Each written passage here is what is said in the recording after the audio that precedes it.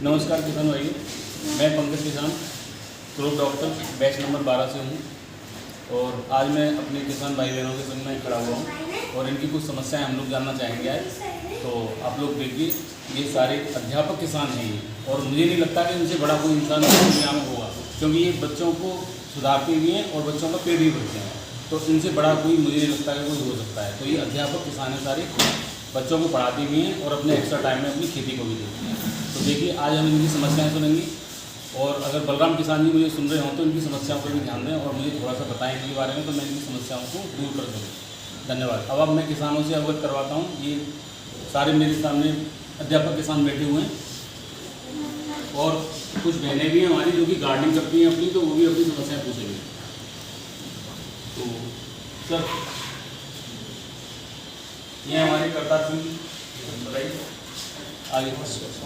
मैं ये पूछना चाहता हूँ, खेती में जब हम फिलहाल में वर्तमान में गेहूं की खेती का सीज़न चल रहा है, तो उसमें अच्छे उत्पादन के लिए क्या करना चाहिए कि अच्छी फसल उत्पादन कैसे हो, ये पंकज भाई साहब से मैं पूछना चाहता हूँ। नमस्कार, मेरा नाम जितेंद्र और मेरा जो पहला सवाल है ये है कि जैसे हम अपने घर पे किचन गार्डन करते हैं तो उसमें बैगन की खेती में आजकल समस्या देखी जा रही है, उसकी निजात के कुछ उपाय। हाँ जी, नमस्कार, मेरा नाम मनोज कुमार है। धान की खेती में अक्सर कर हर साल ये समस्या देखने को मिलती है कि धान की खेती पूरी नहीं आ पा रही है। उसमें बहुत सारी समस्याएं हैं। आजकल कीड़ों की समस्या, गनार की समस्या, सूखी बाल हो जाती है उसकी समस्या, और मतलब कुल मिला के धान की फसल पूरी तरह से हम नहीं ले पा रहे हैं। उसकी बहुत सारी समस्याएं उसमें उत्पन्न होती हैं। मैं शिवम कुमार, अध्यापक किसान, जिला कासगंज से हूँ। हमारे यहाँ जो मोस्टली फसल होती है वो तंबाकू की फसल होती है। तो वहाँ समस्या ये है कि फसल जब तंबाकू की होती है तो उसके नीचे उसके खरपतवार निकलती है, और खरपतवार निकलती है तो उसका कोई समाधान नहीं होता है, और जो तंबाकू के पौधे होते हैं उसकी जड़ से ही निकलती है, जिससे वो पेड़ बेकार हो जाते हैं और फिर कच्ची फसल काटनी पड़ जाती है। इसकी कोई समस्या अगर हो उसका समाधान तो आप बताएं। नमस्कार, मैंने अपने घर में किचन गार्डन लगा रखा है, तो जो फूलों के पौधे लगाए हैं, तो जैसे गुड़हल हुआ और पौधे हैं, तो उनकी पत्तियों में सफ़ेद सफ़ेद फंगस जैसा कुछ लग जाता है जिसमें चींटियाँ आ जाती हैं। तो इस समस्या का समाधान बताइए। नमस्कार, मेरा नाम रेखा रानी है। मैंने अपने फील्ड में तुलसी की खेती की है। उसमें काली और वाइट कलर की एक छोटे छोटे कीड़े आ जाते हैं जिससे कि सारी तुलसी खराब हो जाती है। इसके समाधान के लिए कोई उपाय बताएं। मैं ब्रजेश पांडे, मैं कहना चाहता हूँ कि हमारे घर में हमने करेला लगाया था और कुछ दिन के बाद वो अच्छा हरा भरा भी हो गया। करेला होने के पहले जो फूल आते हैं उसमें अचानक से ऐसा हुआ कि वो सब सूख गए। ये समस्या थी हमारी, और इसका समाधान हमें मिल जाए तो करेला हमारा अच्छे से उग जाए। जी आप बताओ, आप क्या पूछ रहे हैं? मैं ब्रजेंद्र शर्मा, मैं अपने घर में बहुत सारे गमलों में प्लांटेशन करता हूँ। सारे प्लांट मेरे अच्छे होते हैं, हेल्दी होते हैं, लेकिन तुलसाजी इसको लेकर के मैं बहुत परेशान हूँ। तुलसाजी का पौधा मैं लगाता हूँ या बीज लगाता हूँ तो वो होता ही नहीं है। उसका कारण क्या फर्टिलाइजेशन का जो उसके उर्वरक की कमी रहती है या कोई आध्यात्मिक कारण है, ये सब समस्या का समाधान मुझको आपसे चाहिए। तो सर, आपने देखा कितनी सारी समस्याएं हैं हमारे किसानों की। हमारे यहाँ पे जो मुख्य फसलें होती हैं वो गेहूँ, बाजरा, धान, गेहूँ, बाजरा, धान मुख्य फसलें ली जाती हैं, मेन फसलें। बाकी हमारे तटीय इलाके में सब्जी वगैरह की खेती होती है। ठीक है सर। और यहाँ का जो मिट्टी का जो पीएच वैल्यू है, ओवरऑल जो मथुरा का पीएच वैल्यू है वो लगभग 7 और 8 के बीच में लाइज करता है। तो मैं यहाँ पे जो मैंने समस्याएं सुनी हैं, तो अब मैं आप लोगों को एक चीज़ बताना चाह रहा हूँ कि हम लोग विश्व रहित खेती कैसे करें। मतलब कि रेसिड्यू फ्री फार्मिंग या गार्डनिंग हम जो भी कर रहे हैं उसमें विष ना आए, इस बात का हम कैसे ध्यान रखें। तो मैं थोड़ा सा 5 मिनट का वक्त दूंगा, उसमें मैं बताने का प्रयास करूँगा। सबसे पहले मैं अध्यापकों को इसलिए एक सवाल पूछना चाहूँगा आप सभी किसान अध्यापकों से। क्या पूछ सकता हूँ, बताइए? बिल्कुल। मैं केवल एक सवाल पूछना चाह रहा हूँ कि पूरे विश्व में, हमारे पूरे विश्व में कितने प्रकार के बच्चे होते हैं? एक छोटा सा सवाल है मेरा कि हमारे पूरे विश्व में कितने प्रकार के बच्चे होते हैं? How many kinds of child in overall earth? 2 प्रकार। 2 प्रकार के। सर ने बताए 2 प्रकार के। सर कौन कौन से? एक लड़का एक लड़की। सर बता रहे हैं एक लड़का और एक लड़की। ठीक है, सही बताया सर ने। और कोई? मैंने पूछा कि हमारे पूरे विश्व में या पूरे यूनिवर्स में कितने प्रकार के बच्चे होते हैं? 3 प्रकार। कौन कौन से मैडम? इंटेलिजेंट, एवरेज और ठीक। ठीक। मैडम अध्यापक हैं इसलिए इन्होंने अपने अध्यापक के बेस पर बता दिया, कैटेगरीज वाइज बता दिया कि इंटेलिजेंट भी क्या, मीडियम वाले। लेकिन यहाँ पे अगर हम मेरे प्रकार से 2 होते हैं। सर बता रहे हैं स्वस्थ बच्चे और बीमार बच्चे। तो सर बता रहे हैं स्वस्थ बच्चे और बीमार बच्चे। तो आप अध्यापक, सभी अध्यापक हैं, सभी ब्रिलियंट हैं, अपने अपने फील्ड के सभी मास्टर हैं। ठीक है, तो आप सभी ने बताया इसमें, और मैं भी एक अपना विचार रखता हूँ। सभी ने अपने अपने विचार सही बताए बिल्कुल। तो मेरा भी एक विचार है, और मेरा विचार क्या है कि विश्व में मात्र 2 प्रकार के बच्चे होते हैं, एक चलने वाले बच्चे और एक ना चलने वाले बच्चे। तो यहाँ 2 प्रकार के प्राणी हुए आपके, एक तो चल और एक आपके अचल। यहाँ 2 प्रकार के आपके प्राणी होते हैं। अब इनमें क्या खास बात होती है, थोड़ा सा मैं अपने मैथमेटिक्स को भी लेना चाहूँगा इसमें। मैथमेटिक्स में हमारे में एक सिमिलैरिटी चीज़ होती है। वो ये कहता है मैथमेटिक्स हमारा कि यदि कोई भी ऑब्जेक्ट है हमारा, और अगर उसकी कोई भी 3 चीज़ें आपकी मिल रही हैं, मुख्य चीज़ें 3 चीज़ मिल रही हैं उसकी, तो these object are said to be similar. दोनों ऑब्जेक्ट एक समान होते हैं, मतलब उन दोनों ऑब्जेक्टों को जो गुण होते हैं वो लगभग एक समान हो जाते हैं। तो मैं यहाँ पे थोड़ा सा बताना चाहूँगा। चल में जैसे कि मनुष्य है या जितने भी आपके जीव हैं वो सब चल में आ जाते हैं। सर मैंने सही बताया? सही है। जो चलने वाले प्राणी हैं वो सब चल में आ गए, और जो अचल प्राणी हैं उनमें कौन आए? पेड़। सबसे पहली बात, हम क्या करते हैं? श्वसन। पौधे भी हमारे क्या करते हैं? लेकिन अंतर इतना होता है कि श्वसन में हम O2 लेते हैं और ये CO2 छोड़ते हैं। वो ये CO2 लेते हैं, सॉरी ये मैंने थोड़ा, हमको O2 की ज़रूरत होती है और इनको CO2 की ज़रूरत होती है। दूसरा,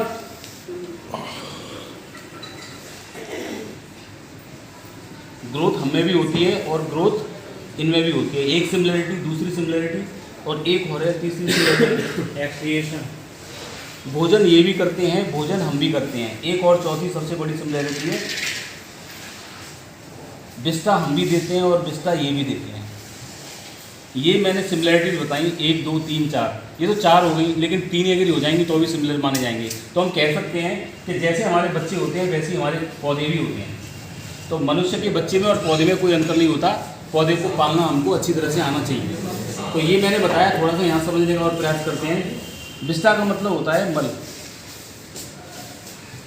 जो हमारा मल होता है वो पौधे के लिए भोजन का कार्य करता है, और जो भोजन का मल होता है, भोजन का मल किस रूप में होता है? खाद। फल के रूप में।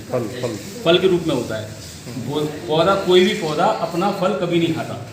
टूट के गिर जाएगा, बिगड़ जाएगा, फंगस खा जाएगा, लेकिन खुद नहीं खाएगा। तो ये यहाँ पर इस तरह से हम देखते हैं।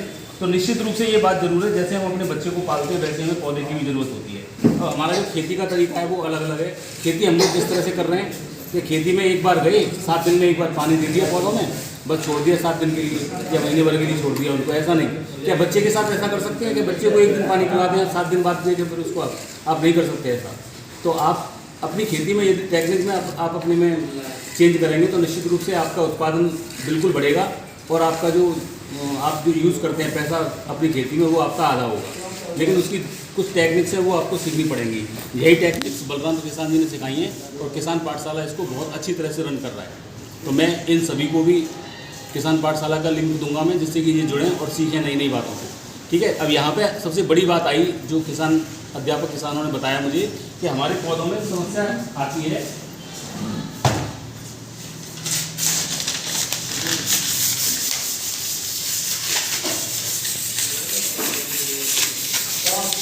सबसे बड़ी समस्या पौधों में इस समय आ रही है या फसल में आ रही है, वो आ रही है कीटों की। या जैसे मैडम ने भी बताया गार्डनिंग करती है, या जैसे बैगन करने बताए थे, बैगन करने बताए थे, तो इनकी एक रामबाण इलाज है आपका, बहुत बढ़िया। और वो क्या है, थोड़ी सी मेहनत जरूर करनी पड़ेगी। सबसे पहले मैं एक चीज़ बता दूँ आपको कि जो हम खेती करते हैं वो कितने प्रकार से करते हैं। खेती हम इस समय जो कर रहे हैं वो 3 प्रकार से खेती कर रहे हैं। पहली है आपकी केमिकल वे में, दूसरा ऑर्गेनिक वे में, और तीसरा रेसिड्यू फ्री खेती। सबसे पहले केमिकल खेती बिल्कुल बेकार है, इसको कतई ना करें। जहर आप उत्पन्न करते हैं। इसकी वजह से आज एक ट्रेन चल रही है, कैंसर ट्रेन। उसका ट्रेन का नाम ही है कैंसर ट्रेन, जो कि भटिंडा से चलती है। सबसे पहले जो हरित क्रांति हुई थी वो भटिंडा से शुरू हुई थी। हरित क्रांति सबसे पहले पंजाब में आई थी, और इस हरित क्रांति में हमको सिखाया गया था कि आप यूरिया और DAP का यूज़ करें, आपकी फसल बढ़ेगी। ये सिखाया गया था हमको। आज हम उसका नतीजा देख रहे हैं कि हमारे भारत की लगभग 10 से 20% भूमि बंजर होने की कगार है, और कुछ तो बंजर हो भी चुकी है, और फसल भी हम लोग अच्छी नहीं ले पा रहे। तो इसकी वजह क्या है वो भी हम देखेंगे, लेकिन उससे पहले हम यहाँ देखते हैं कि केमिकल वे में हमको नहीं जाना है। ऑर्गेनिक वे में यदि हम जाएंगे तो हमारा उत्पादन घटेगा, निश्चित घटेगा। तो हमको क्या अपनाना चाहिए? हमको अपनाना चाहिए रेसिड्यू फ्री खेती। रेसिड्यू फ्री खेती का मतलब होता है कि आप विष रहित खेती करें। जो कैंसर बनाने वाले तत्व हैं आप उनको निकाल दें। जैसे मैं एक एग्जांपल बताता हूँ, जैसे हम लोग DAP लेते हैं, DAP ऐसे हम लेते हैं, तो DAP में जो फास्फोरस होता है, DAP में नाइट्रोजन होता है, फास्फोरस होता है और पोटास होता है। NPK की मात्रा इस तरह से मिलती है।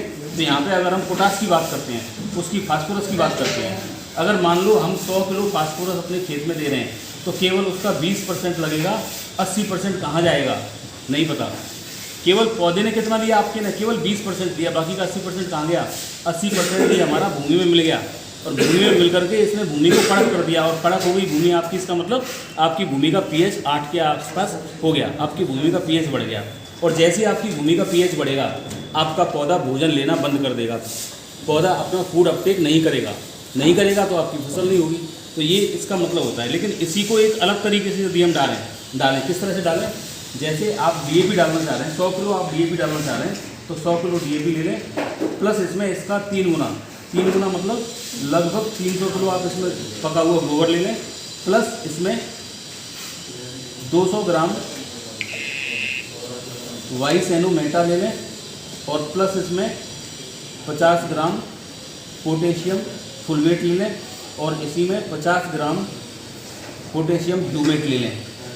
ये आप इसको क्या करें, एक पन्नी पर रख करके सभी चीज़ों को, और एक पन्नी से ढक दें, पन्नी नीचे रखें और पन्नी से ही ढक दें इसको। हाँ, एक काम और करना है, इसमें नमी करनी है, इसमें नमी और करनी है। नमी के लिए आप गौमूत्र का यूज़ कर सकते हैं, गौमूत्र को आप इस पर डाल सकते हैं, 2 से 3 लीटर आप डाल दीजिए इस पर। 3 दिन बाद इसको खोलेंगे तो इसमें से बहुत बुरी बदबू आएगी। आप इसको थोड़ा सा फावड़े से काट दीजिए। काटने के बाद में 3-4 घंटे खुला छोड़ने के बाद इसको फिर इसमें 3-4 लीटर पानी डाल करके या गौमूत्र डाल करके दोबारा से इसको ढक दीजिए। फिर 4 दिन बाद खोलिए, आपका 7 दिन बाद खाद बन के तैयार हो गया। कितना खाद बना आपका? हमारा बना 300 प्लस। अब हमारा 400 किलो खाद बन गया। हमने क्या किया? हमने 100 किलो DAP को चेंज कर लिया कितने में? 400 में। और एक बात और खास, अगर ये वाला 100 किलो डायरेक्ट अगर हम डालेंगे तो डायरेक्ट लगेगा केवल 20%, और इसको डालेंगे तो ये लगेगा आपका 80 से 90%। मतलब कितना फ़ायदा है? 4 गुना फ़ायदा देगा आपको, ये आपके पौधे को 4 गुना भोजन ज़्यादा देगा। तो ये आपका एक शेड्यूल बताया मैंने, इसको हम कहते हैं भट्टी खाद के नाम से इसको जाना जाता है, जो कि बलराम सर ने ये बताया है और उन्होंने रिसर्च करके इसको बताया है। ये जो बात सर मैं बता रहा हूँ, अमेरिका में मानी हुई है। पका हुआ गोबर क्या होता है? काला भी पड़ जाता है। अब देखिए एक चीज़ और बताना चाहूँगा मैं, जो मेन समस्या होती है पौधों में, पत्तियों से शुरू होती है। बताइए। जैसे हमारे यहाँ अब इसका एवरेज क्या रहेगा? इसका आप इस समय कितना खाद डालते हैं? इस समय हम खाद डालते हैं, जैसे हमारा 10 बीघा खेत है, उसमें 4 बोरी DAP के लगेगी। अगर आप 4 बोरी का मतलब है, मैं बताता हूँ, एक मिनट मैं बता रहा हूँ। 4 बोरी DAP लगा, जस्ट आप उसको आधा कर दीजिए, 2 बोरी कर लीजिए जी। 2 बोरी का मतलब 200 किलो अगर आप DAP डालते हैं जी, तो इसका 3 गुना 600 किलो आपको गोबर डालना है। और इसको जितने खेत में आप ये जो 4 बोरी डाल रहे थे उतने खेत में इतना डाल देना, 4 गुना फसल ज़्यादा ना हो तो मुझसे कह देना। अच्छा।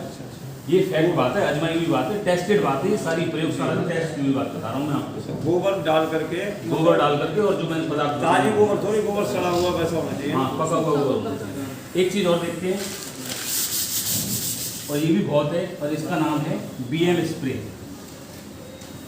ये BM स्प्रे जो बनाया था, इसका पूरा नाम है बाइसेनोमेटा मिट्टी स्प्रे। ये एक्चुअली मिट्टी का स्प्रे है। इसमें होता क्या है कि एक 5 फुट गहरा गड्ढा खोदिए, कोई ऐसी धरती का गड्ढा खोदना है जहाँ पर भी हमने पहले खाद ना डाला हो, यूरिया DAP वगैरह हमने इसमें ना डाला हो, ऐसी भूमि को खोदना है।